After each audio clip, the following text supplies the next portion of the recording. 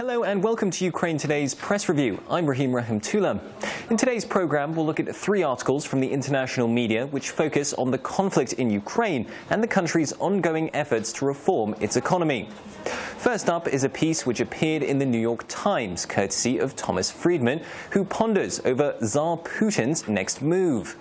Friedman says he now thinks comparisons between Nazi leader Adolf Hitler and Russian President Vladimir Putin are appropriate.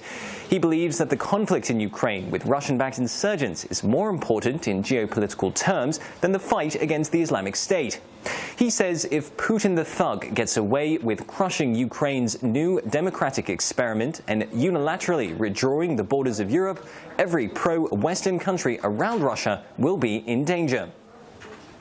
Friedman recommends the US provide more military and financial aid to Ukraine so that the Ukrainian military can defend itself against the thousands of Russian troops believed to be in the country.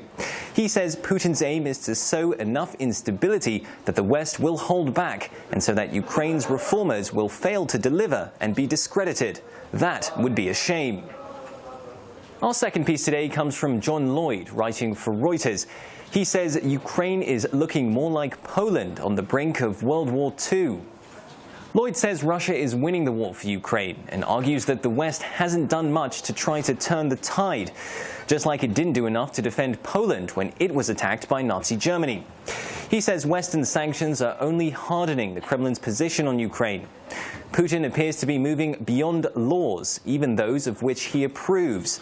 The continued fighting in East Ukraine is justified not by reference to international or national laws, but because Putin has fallen victim to his own propaganda. Lloyd continues by saying that Ukraine, like all former Soviet states, is trying to build a new democratic state free from corruption. And because of its size and location, it matters more than other countries like Tajikistan or other Central Asian republics. But Ukraine faces an uphill battle because Russia, pushing aside all considerations of economic health and European peace, is determined to stop it.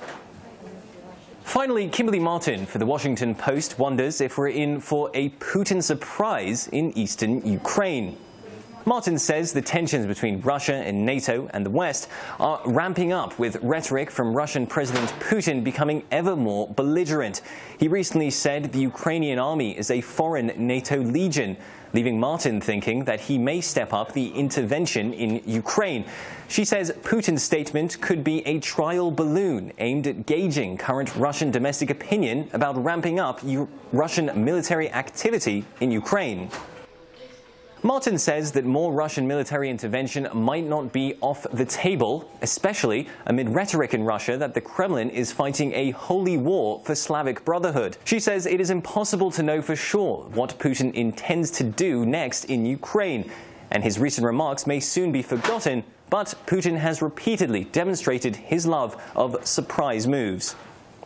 Our commentators today have concentrated largely on Russia, but what will it do next? Everyone seems to agree that more destabilization of Ukraine is more than likely. Russia does not seem deterred from its mission in spite of Western sanctions. European leaders have been threatening further measures against Moscow in the wake of recent civilian casualties in East Ukraine.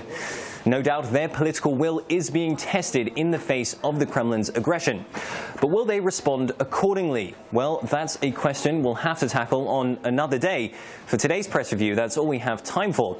Join us again tomorrow in Kiev. This is Ukraine Today.